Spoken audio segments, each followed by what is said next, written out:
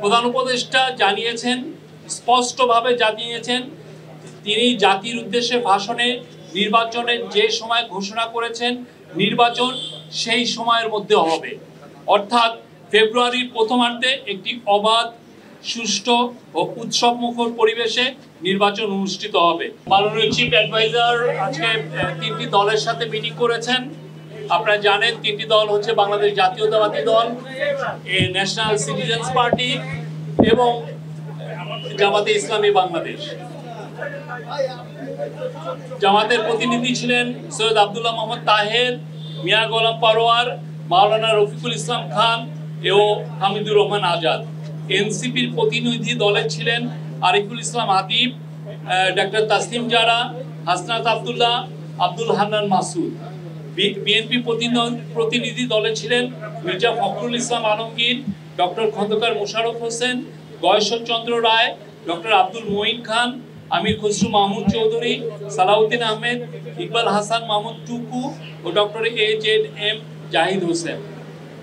আপনার প্রত্যেকটা পার্টি আপনাদের সাথে প্রেস কনফারেন্স করেছে এবং তারা জানিয়েছে তারা কি কি বিষয়ে আলাপ করেছে। আমি শুধু আমাদের চিফ অ্যাডভাইজার তার মিটিংয়ে কি বলেছেন সেটার উপরে আমি একটু হাইলাইট করছি। প্রধান উপদেষ্টা জানিয়েছেন, স্পষ্টভাবে জানিয়েছেন তিনি জাতির উদ্দেশ্যে ভাষণে নির্বাচনের যে সময় ঘোষণা করেছেন নির্বাচন সেই সময়ের মধ্যে হবে, অর্থাৎ ফেব্রুয়ারির প্রথমার্ধে একটি অবাধ, সুষ্ঠু ও উৎসবমুখর পরিবেশে নির্বাচন অনুষ্ঠিত হবে।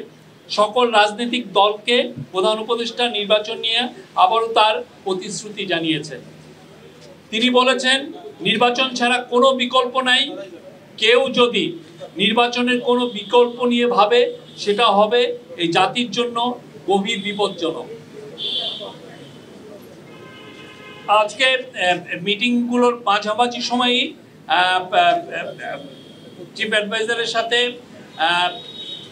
Vice president of national consensus commission আর ডক্টর আলী রিয়াজ এবং প্রধান উপদেষ্টার বিশেষ সহকারী মুনির হায়দার দেখা করেছেন। প্রফেসর আলী রিয়াজ জুলাই সনদ চূড়ান্ত করার বিষয়ে কি কি অগ্রগতি হচ্ছে সে বিষয়ে প্রধান উপদেষ্টাকে অবহিত করেছেন। এর পাশাপাশি রাজনৈতিক দলগুলো জুলাই সনদ বাস্তবায়নের বিষয়ে কি মতামত দিয়েছেন সেটা নিয়েও আলোচনা হয়েছে। এই ছিল আজকে। আর আজকের মিটিংগুলোতে আদিলুর রহমান খান ছিলেন অ্যাডভাইজারদের মধ্যে, ডক্টর আসিফ নজরুল ছিলেন, ডক্টর ওয়াহিদুদ্দিন মাহমুদ ছিলেন এবং national security adviser doctor Khalilur Rahman ছিলেন। সেপ্টেম্বরের শেষ সপ্তাহে দুর্গাপূজা শুরু হবে। দুর্গাপূজা ঘিরে যেন দেশে কোনো ধরনের ষড়যন্ত্র কেউ যেন অস্থিতিশীল পরিস্থিতি সৃষ্টি করতে না পারে সে বিষয়ে সকল রাজনৈতিক দলকে সজাগ থাকার এবং সকলের সহযোগিতা চেয়েছেন প্রফেসর মোহাম্মদ ইউনূস।